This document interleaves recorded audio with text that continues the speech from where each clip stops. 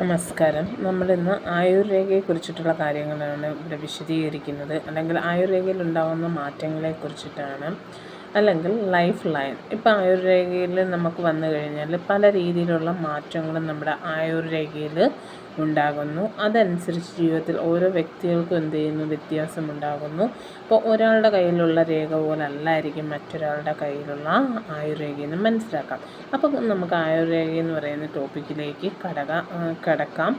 എന്തൊക്കെ വന്നു കഴിഞ്ഞാലുള്ള മാറ്റങ്ങളാണ് എന്നതിനെക്കുറിച്ചിട്ടാണ് ഇവിടെ പറയുന്നത്. ആയുർരേഖ കൈകളിൽ പ്രധാനപ്പെട്ട ഒന്നാണെന്ന് നമുക്ക് പറയാം. ആയുർരേഖ എന്ന് വെച്ച് കഴിഞ്ഞാൽ തള്ളവിരൽ അല്ലെങ്കിൽ തമ്പും ചൂണ്ടുവിരൽ അല്ലെങ്കിൽ ഇൻഡെക്സ് ഫിംഗറിൻ്റെ ഇടയിൽ ആരംഭിച്ച് താഴേക്ക് വളഞ്ഞു പോകുന്ന ഈ രേഖയിൽ നിന്ന് നോക്കിക്കഴിഞ്ഞാൽ നമുക്ക് ഏറ്റവും കൂടുതലും ആരോഗ്യം, ശക്തി, എനർജി, ജീവിതരേഖ, പ്രധാന മാറ്റങ്ങൾ, ഭാഗ്യാവസ്ഥ ഇവയെക്കുറിച്ചെല്ലാം തന്നെ സൂചിപ്പിക്കുകയാണ് ചെയ്യുന്നത്. അപ്പം നമുക്ക് ആയുർരേഖയുടെ രൂപം നോക്കുമ്പോൾ എന്താണ് അർത്ഥം മനസ്സിലാക്കാം. അപ്പം നീളം കൂടിയ ആയുർരേഖയാണെന്നുണ്ടെങ്കിൽ അതൊരു ഗംഭീരമായിട്ടുള്ള രേഖയായിട്ടാണ് നമ്മൾ കണക്കാക്കുന്നത്. അതുപോലെ നല്ല ആരോഗ്യമുണ്ടായിരിക്കും. അതുപോലെ ശക്തമായിട്ടുള്ള ജീവിതം നയിക്കുന്ന വ്യക്തികളായിരിക്കും.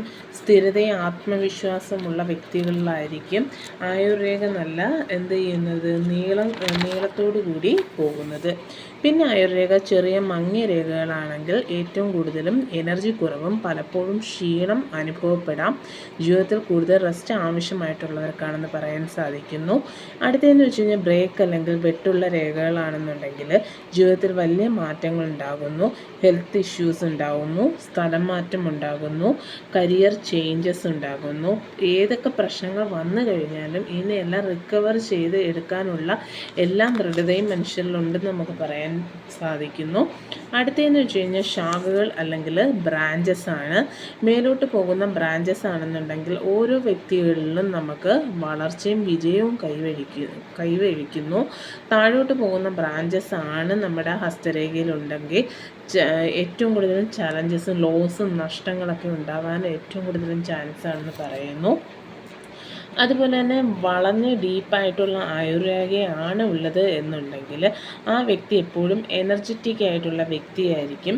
ലൈഫിൽ ഏറ്റവും കൂടുതലും എൻജോയ് ചെയ്യുന്ന ആളാണെന്ന് നമുക്ക് പറയാൻ സാധിക്കുന്നു. ചെയിൻ പോലുള്ള രേഖയാണെന്നുണ്ടെങ്കിൽ ചെറിയ ചെറിയ ഇമോഷണൽ സ്ട്രെസ് ആവുകയും ആ വ്യക്തിക്ക് എപ്പോഴും എന്ത് ചെയ്യുന്നു, ദുഃഖങ്ങളൊക്കെ ഉണ്ടാകുന്നതായിട്ട് അല്ലെങ്കിൽ മാനസികമായിട്ടുള്ള വിഷമങ്ങൾ ഉടലെടുക്കുന്നതായിട്ട് നമുക്ക് പറയാൻ സാധിക്കുന്നു. അപ്പോൾ നമ്മുടെ ഇന്നത്തെ ടോപ്പിക് എന്ന് പറയുന്നത് ആയുർരേഖയിൽ ഉണ്ടാകുന്ന ചേഞ്ചസിനെ കുറിച്ചിട്ടുള്ളതാണ്. അപ്പോൾ ഈ രേഖകളെല്ലാം നിങ്ങൾക്ക് മനസ്സിലായി എന്ന് വിശ്വസിച്ചുകൊണ്ട് ഞാൻ ഇന്നിവിടെ വൈൻഡപ്പ് ചെയ്യുകയാണ്. അപ്പോൾ ഇനി അടുത്ത ദിവസങ്ങളിലും ഞാൻ ഈ ടോപ്പിക്ക് ഇതിനെക്കുറിച്ചിട്ട് അല്ലെങ്കിൽ ഹസ്തരേഖയെ കുറിച്ചിട്ടുള്ള കാര്യങ്ങൾ ഡീപ്പായിട്ട് പറയാം.